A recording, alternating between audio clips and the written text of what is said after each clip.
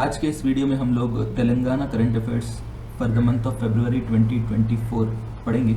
लेकिन ये काफ़ी ज़्यादा इम्पॉर्टेंट है आपके लिए। लेकिन उससे पहले मैं एक सवाल, अक्सर लोग जो मेरे से सवाल करते वो सवाल यहाँ पे बताना चाह रहा हूँ मैं, क्योंकि हम आगे चल के 10 करंट अफेयर्स आज डिस्कस करेंगे। लेकिन एक सवाल कई लोग पूछते कि सर आप इतने लंबे तवील वीडियोस बनाते लेकिन वन लाइनर करंट अफेयर क्यों नहीं बनाते? इससे हमारा वक्त बच जाता, 5 मिनट में पूरा ख़त्म हो जाता। वन लाइनर करंट अफेयर्स में ज़्यादा करंट अफेयर्स कवर कर सकते। तो मैं यहाँ पे ये बताना चाह रहा हूँ कि मैं तकरीबन इसका जवाब बता रहा हूँ कि 4 न्यूज़पेपर्स और 2 मैगज़ीन, 2 के 2 तेलंगाना के ही, और ये न्यूज़पेपर्स में हर किस्म का न्यूज़ आता। ये तो मैं डेली पढ़ता हूँ। जहाँ पे मेरे को लगता इंपॉर्टेंट है वो इंपॉर्टेंट निकाल के फिर इंटरनेट से उसका कंटेंट निकाल के पूरा पीपीटी फाइल बनाता हूँ। अब यहाँ पे मैं उसका एक जवाब ये है कि वन लाइनर करंट अफेयर में आपको समझ में आता क्या? क्योंकि जो एग्जाम्स होते हैं उसमें करंट अफेयर्स के बारे में वन लाइन क्वेश्चन ही नहीं आता, तो वन लाइन आंसर पढ़ के क्या जवाब देंगे आप? आपको 4 ऑप्शन देता एक करंट अफेयर पे, इसमें से इनकरेक्ट क्या है बोल के बोलता, कभी बोलता कि इनमें से सही क्या है वो आइडेंटिफाई करो। तो आप वन लाइनर पढ़ के इतने ऑप्शन का जवाब दे सकते क्या?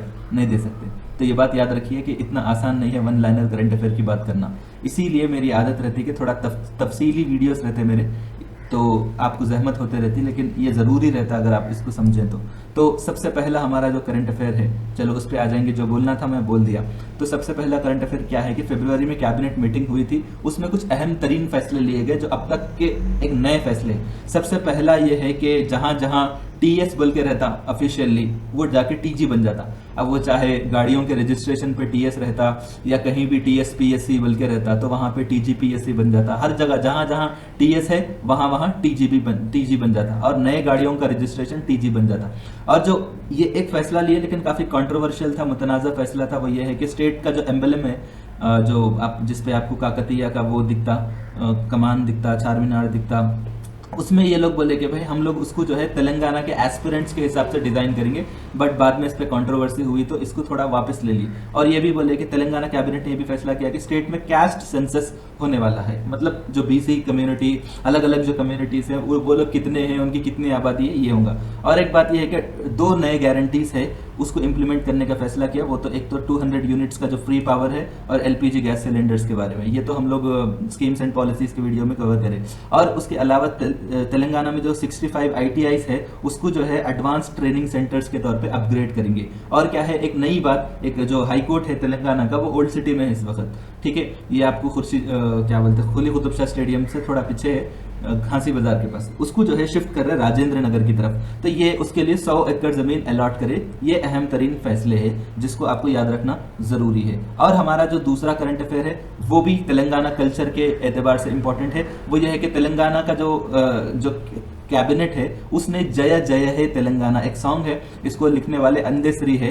ठीक है। इनके जो सॉन्ग को लिखा गया, इसको जो है ऑफिशियल तेलंगाना सॉन्ग बना दिए। तो यहाँ पे क्या है, अब हमको इतना नहीं पढ़ना है बल्कि ये अंदेश्री कौन है इसके बारे में पढ़ना है। तो इनका असल नाम अंदे एल्लन्ना था, उनको अंदेश्री बोलते। 18 जुलाई 1961 को पैदा हुए, कहाँ पे, वरंगल डिस्ट्रिक्ट में। और ये एक ऑर्फैन, एक मतलब उनकी पैदाइश ऑर्फैन के तौर पे हुई, उनके शायद पेरेंट्स का डेथ हो गया, जो भी है। तो इनके जो लिटरेरी कंट्रीब्यूशन है वो अगर हम देखेंगे तो इनको जो है spontaneous and nature inspired lyrics इनके पूरे ऐसे रहते। और इनका एक काफ़ी पॉपुलर है गला गला गज्जला बंदी, जो भी है, ठीक है।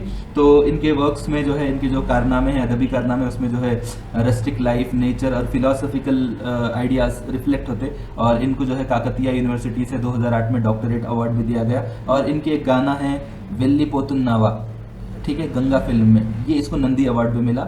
और इनके अजीम कारनामों में जो भी है, अदबी कारनामों में जय जय है तेलंगाना और पल्ले नेकू वंदनमुलो, ठीक है। पल्ले मतलब गांव को बोलते, ठीक है, गांव की ज़िंदगी को इन्हें जो है सलाम पेश कर दे, तो उसके बारे में है ये। जैसा मैं बताया, हमारा तीसरा करंट अफेयर भी तेलंगाना के कल्चर के पॉइंट ऑफ व्यू से काफ़ी ज़्यादा इंपॉर्टेंट है। तो यहाँ पे अगर आप देखेंगे तो बहुत ज़्यादा इंपॉर्टेंट अपडेट ये है कि इंडिया का फर्स्ट डिजिटल नेशनल म्यूजियम कई का है, एपिग्राफी का है। जो एपिग्राफी तो आप जानते, तो यहाँ पे एपिग्राफी का मतलब ये है कि जो कतबे होते हैं उसको एपिग्राफी बोलते हैं। तो ये जो कतबे जो रहते हैं, जो पुराने दौर के जो बादशाहान रहते हैं, इनकी तरफ से कतबे लगाए जाते तारीखी मकामात पे अपने नाम के साथ। तो उसका जो स्टडी है, और ये कतबे डिजिटल फॉर्मेट में रहेंगे, ये बात याद रखिए कि ये डिजिटल कतबे रहेंगे। तो फरवरी 5 को जो है जो यूनियन मिनिस्टर और उस वक्त के जो कल्चर मिनिस्टर है, अब तो इनो जो किशन रेड्डी है ना माइनिंग मिनिस्टर है, तो ये म्यूजियम पूरे इंडिया का फर्स्ट डिजिटल नेशनल म्यूजियम, इसको याद रखिए, ये जो है सालारजंग म्यूजियम में कायम हुआ। तो यहाँ पे आप देख सकते हैं कि इसको कायम करने वाला इदारा क्या है, आर्कियोलॉजिकल सर्वे ऑफ इंडिया, महकमा आसार कदीमा, ठीक है। इसमें 1 लाख से ज़्यादा इंस्क्रिप्शंस और जो एपिग्राफ्स रहते हैं वो रखे जाएंगे, तो ये बात याद रखिए। और इसकी खास बात यह है कि जैसा मैं बताया डिजिटल में रहेगा, तो डिजिटल जो डिवाइसेस है जैसा AR VR और AI टेक्नोलॉजी, ठीक है। AR का मतलब ऑग्यूमेंट रियलिटी, VR मतलब वर्चुअल रियलिटी, वर्चुअल रियलिटी मतलब आप एक ऐसा आंखों को एक डिवाइस लगाते हो तो आपको वैसा दिखता है, AR मतलब आपको वैसा फील होता है डिवाइस के जरिए, वो एक दूसरा डिवाइस है। तो इससे क्या है, इंडियन एपिग्राफी और जो कल्चरल हेरिटेज है इसको प्रिजर्व करना मकसद है, ये बात याद रखिए, काफी बहुत ज़्यादा इंपॉर्टेंट है। अब हमारा जो नेक्स्ट करंट अफेयर है, चौथा करंट अफेयर, ये भी तेलंगाना के कल्चर से काफी ज्यादा इंपॉर्टेंट है। नागोबा जात्रा तेलंगाना की कल्चर में काफी ज्यादा इंपॉर्टेंस है। तो ये शुरू हुआ, ये 5 डे ट्राइबल फेस्टिवल है तेलंगाना का, और ये कहां पे है, आदिलाबाद डिस्ट्रिक्ट के इंद्रावल्ली मंडल के केसलापुर विलेज में मौजूद है। तो इसको कौन सेलिब्रेट करते कि जो गोंड ट्राइब में जो मेसरम क्लान है, जो ग्रुप है, वो लोग सेलिब्रेट करते, ठीक है। तो ये एक्चुअल में क्या है, नागोबा अगर आप देखेंगे यहाँ पे पिक्चर में, तो एक स्नेक गॉड है उनके लिए, कि स्नेक की शक्ल में रहता, तो उसकी ये लोग पूजा करते। तो ये जो है इंडिया भर से जो मेसरम क्लान वाले हैं ये लोग वहाँ पे अटेंड करते, तो यहाँ पे लोग पूजा करते और गोदावरी रिवर का पानी जो है उनके ऊपर बहाते, जो भी रहता वो करते। तो ये तेलंगाना के कल्चर के पॉइंट ऑफ व्यू से काफी ज्यादा इंपॉर्टेंट है। ये फरवरी में शुरू हुआ, और ये जो कल्चरल फेस्टिवल, इससे क्या होता है, लोकल इकोनॉमी को बूस्ट मिलता, क्योंकि टूरिस्ट आते, डिवोटीज आते, और जो है लोकल बिजनेस को जो है एक किस्म का सपोर्ट मिलता, और जो फनकार रहते उनको भी जो है उनके फन पारे फरोख्त करने का एक बेहतरीन मौका मिलता। तो ये बात याद रखिए। अब हमारा जो उसके बाद नेक्स्ट जो करंट अफेयर है, 5वां करंट अफेयर, ये बहुत ज्यादा इंपॉर्टेंट है कि तेलंगाना में डिजिटल हेल्थ प्रोफाइल इनिशिएटिव, मतलब ये है, इसका सिंपल वर्ड्स में मैं बता देता हूँ कि रेवंत रेड्डी बोलेंगे तेलंगाना स्टेट में हर बंदे का एक डिजिटल प्रोफाइल रहेगा, आपका शुगर कितना है, आपका बीपी कितना है, आपको मेजर क्या बीमारियां हैं, पास्ट में क्या है क्या नहीं है। तो इस तरह से आपको एक यूनिक आईडी भी मिलेगा, जैसा आधार कार्ड है तो वो एक डिजिटल कार्ड है, वो ऐसा नहीं है कि आपको फिजिकली उठा के लेके जाना है, एक डिजिटल कार्ड है। उसकी वजह से क्या होता है कि आपका डेटा गवर्नमेंट के पास रहता, तो गवर्नमेंट भी प्लान कर सकती है कि पूरे स्टेट में कितने लोग शुगर के मरीज है, किडनी का प्रॉब्लम किसको है, हार्ट का प्रॉब्लम किसको है, कैंसर का प्रॉब्लम किसको है, तो उस हिसाब से ये लोग प्लान कर सकते हैं। इसके अलावा और भी क्या है यहाँ पे कि डिजिटल प्रोफाइल का यूनिक आइडेंटिफिकेशन नंबर रहता, और इससे जो है इमरजेंसी मेडिकल केयर सपोर्ट वगैरह सब मिलता है। इसके अलावा आरोग्यश्री का इंटीग्रेशन भी होता है, मतलब ये एक अलग इशू है कि यहाँ पे ये है कि हेल्थ प्रोफाइल को जो है आरोग्यश्री से इंटीग्रेट भी करते, जो मेडिकल बेनिफिट मिलना है उसको आसानी से मिल जाता है। तो अब यहाँ पे राशन कार्ड का जो रिक्वायरमेंट है इसको भी हटा देंगे आने वाले दिनों में, तो ये बात याद रखिए। अब हमारा जो 6वां करंट अफेयर है, ये अपॉइंटमेंट के पॉइंट ऑफ व्यू से इंपॉर्टेंट है। आपको तो मालूम है यहाँ पे अजमतुल्ला हुसैनी उनको वक्फ बोर्ड चेयरमैन बना दिए, और जो सिरिसिल्ला राजैया है इन 2009 से 2014 तक का जो लोकसभा है इसमें जो है MP थे, आई थिंक वरंगल के MP थे, काफी ज्यादा इन्होंने स्ट्रगल करे थे तेलंगाना मूवमेंट के लिए, तो उस एजाज में जो है इनको मिले, कांग्रेस के लीडर हैं तो उनको जो है क्या बना दिए, तेलंगाना फाइनेंस कमीशन के चेयरमैन के तौर पे इनको बना दिए। तो इसके अलावा ये जो फाइनेंस कमीशन के मेंबर्स भी हैं, जैसा कि M रमेश और संकेपल्ली सुधीर रेड्डी और नेहरू नायक, इनको भी जो है तेलंगाना फाइनेंस कमीशन के मेंबर्स के तौर पे इनका अपॉइंटमेंट हो गया है। इसके बाद हमारा जो 6वां करंट अफेयर है, ये भी काफी ज्यादा इंपॉर्टेंट है। तेलंगाना के जो लिरिक्स लिखने वाले हैं, इनका नाम है सुद्दाला अशोक तेजा, फिल्म इंडस्ट्री में काफी ज्यादा इंपॉर्टेंट है।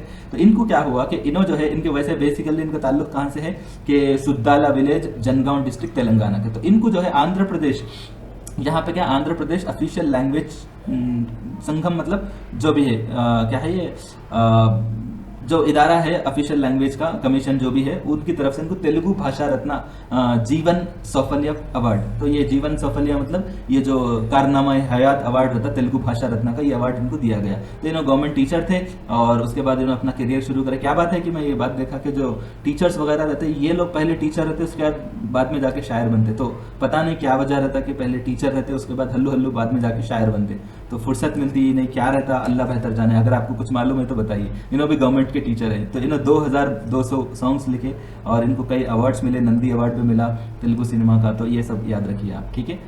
उसका जवाब जरूर दीजिए आप लोग कि आखिर क्या वजह रहती कि पहले टीचर रहते उसके बाद शायर बनते, ठीक है। इसके अलावा आप इन्वेस्टमेंट के पॉइंट ऑफ व्यू से ये भी इंपॉर्टेंट है कि तेलंगाना में एक सेमीकंडक्टर फैसिलिटी और हाई टेक इंडस्ट्रियल पार्क कायम होने जा रहा है। ये कौन कर रहे हैं, एक कोरियन कंपनी है, उसका नाम है यहाँ पे बताता हूँ APACT। ये लोग और एक कंपनी इंडियन कंपनी है ASIP, ये दोनों पार्टनरशिप करे और ये बोले कि भाई हम लोग तेलंगाना में एक 890 करोड़ रुपए का इन्वेस्टमेंट करेंगे। तो ये क्या है, ये एक मतलब मैं आपको, ये कैसा इन्वेस्टमेंट है कि कमर्शियल लेवल पे outsource semiconductor assembly and testing facility ये कायम करेंगे 890 करोड़ से। ठीक है, ये क्या है कि जो इलेक्ट्रॉनिक मैन्युफैक्चरिंग क्लस्टर है हैदराबाद में एक एरिया है, वहां पे ये लोग कायम करेंगे। तो यहाँ पे चिप को असेंबल करते, जोड़ते और टेस्टिंग सोल्यूशंस प्रोवाइड करते। तो ये उम्मीद की जा रही है कि 2025 तक ये काम शुरू हो जाएगा और 100 प्रोफेशनल्स को जो है ये लोग हायर करने वाले हैं। तो ये तेलंगाना के इन्वेस्टमेंट पॉइंट ऑफ व्यू से काफी ज्यादा इंपॉर्टेंट है, इस बात को याद रखिए। और एक बात यहाँ पे ये है, आपको मालूम है कि एक रीजनल रिंग रोड है हैदराबाद के, ये हैदराबाद है तो बड़ा आउटर रिंग रोड ये है, अब रीजनल रिंग रोड RRR बन रहा। तो इससे क्या है, एक रियल एस्टेट की धूम है। तो उसमें अभी क्या है कि ये जो पूरा इतना बड़ा है, इसका एक पार्ट है जैसा कि रीजनल रिंग रोड का कि रीजनल रिंग रोड को नेशनल हाईवे का दर्जा दियो बोल के।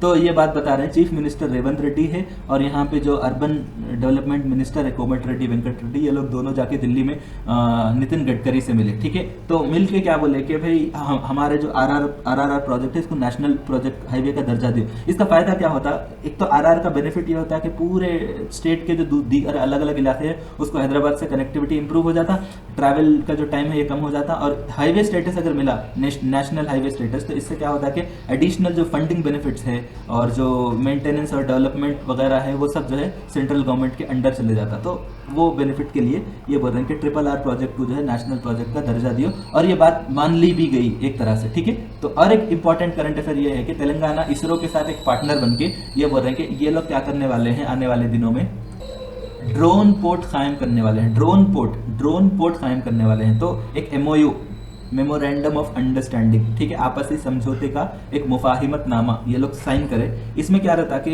हम लोग ये चाह रहे हैं, आप ये कर रहे हैं, वो कर रहे हैं। तो इसमें फाइनल अभी डिसीजन लिए, लेकिन अभी इसको पॉलिसी लेवल पे अभी इसको इंप्लीमेंट करना बाकी है। तो ड्रोन पोर्ट हैदराबाद में कायम होने वाला है। इसका फायदा ये रहता कि जो ड्रोन के जो पायलट रहेंगे उनको ट्रेनिंग मिलेंगी, और इसके अलावा जो ड्रोन्स बनेंगे उसको टेस्टिंग करने का भी एक प्लेस हैदराबाद में मिलने वाला है इस ड्रोन में। और इसके अलावा ये लोग क्या करने वाले हैं कि एक तो ट्रेनिंग देंगे, तो किस तरह की देंगे, covering piloting, data management, data analysis and 15-day course data processing और मैपिंग।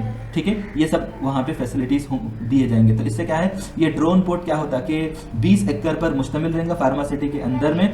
तो इससे क्या है कि पायलट्स की ट्रेनिंग भी मिलेंगी और ऑपरेशनल ट्रायल्स जो रहते हैं, जो नए ड्रोन्स बनाए जाते हैं उसको टेस्ट करते हैं कि कैसा काम कर रहा, कैसा नहीं कर रहा, वो ट्रायल्स भी यहाँ पे अंजाम दिए जाते हैं। काफी ज्यादा इंपॉर्टेंट है। और हमारा जो 10वां करंट अफेयर है ये भी हमारे लिए काफी ज्यादा इंपॉर्टेंट है। जाइका, कितने लोगों को मालूम है JICA, Japan International cooperation agency, JICA, ये लोग क्या करते हैं कि पूरे इंडिया में अलग अलग स्टेट को, जो स्टेट को जिस चीज की जरूरत है उसमें फंडिंग करते हैं। तो ये लोग क्या करेंगे, एक लोन दे रहे हैं तेलंगाना को 1336 करोड़ का, किस लिए, जॉब क्रिएशन को प्रमोट करने के लिए और तेलंगाना में स्टार्टअप इकोसिस्टम को डेवलप करने के लिए। तो ये जो सिग्नेचर हुआ है किस किस के बीच में हुआ, इंडिया के डिपार्टमेंट ऑफ इकोनॉमिक अफेयर्स के जो सेक्रेटरी है विकासशील और जो चीफ रिप्रेजेंटेटिव है जाइका के, इन दोनों के बीच में साइन हुआ। तो इसका मतलब क्या रहता है कि ये जो सिग्नेचर हुआ इसमें क्या है कि जो एंटरप्रेन्योर्स रहते हैं, जो नए कारोबार का जज्बा, रिस्क लेने के साथ साथ एक नया आइडिया लेके कारोबार शुरू करते, उनको आइडेंटिफाई करते, उसमें खवातीन को खास तौर पे आइडेंटिफाई करते जो दीही इलाकों में रहते, उनको जो है कैपेसिटी बिल्डिंग का मतलब ये रहता, सरकारी डॉक्यूमेंट्स में ये वर्ड बार बार रिपीट होता है, कैपेसिटी बिल्डिंग का मतलब उनकी सलाहियतों में इजाफा करना, और इंफ्रास्ट्रक्चर डेवलपमेंट, फाइनेंशियल सपोर्ट और मार्केट क्रिएशन सपोर्ट, मार्केट में कैसा प्रमोट करना अपने बिजनेस को, वो पूरा सपोर्ट ये लोग देते। तो 3 लेवल पे ट्रेनिंग मिलेंगी। सबसे पहले आइडेंटिफाई एंटरप्रेन्योर, कौन एंटरप्रेन्योर है उसको आइडेंटिफाई करो, फिर supporting the startup and commercialisation. ठीक है, तो स्टार्टअप को सपोर्ट करना और कमर्शियलाइज करना, मतलब कोई भी आइडिया को कारोबारी नुक्ते नजर से पेश करना। जब तक ये नहीं होता कारोबार आप कर ही नहीं सकते, वो वरना वो फी सबीलिल्लाह का थोड़े दिन काम चलता उसके बाद बंद हो जाता, तो वो नहीं चलता। ठीक है, कमर्शियलाइज होना पड़ता कोई भी काम को। ठीक है, तो ये एक तेलंगाना के स्टार्टअप इकोसिस्टम के डेवलपमेंट के पॉइंट ऑफ व्यू से ये करंट अफेयर काफी ज्यादा इंपॉर्टेंट है। उम्मीद है कि आपको पसंद आया होगा। आपसे गुजारिश है कि ज्यादा से ज्यादा हमारे वीडियोस को शेयर करिए। Thank you so much.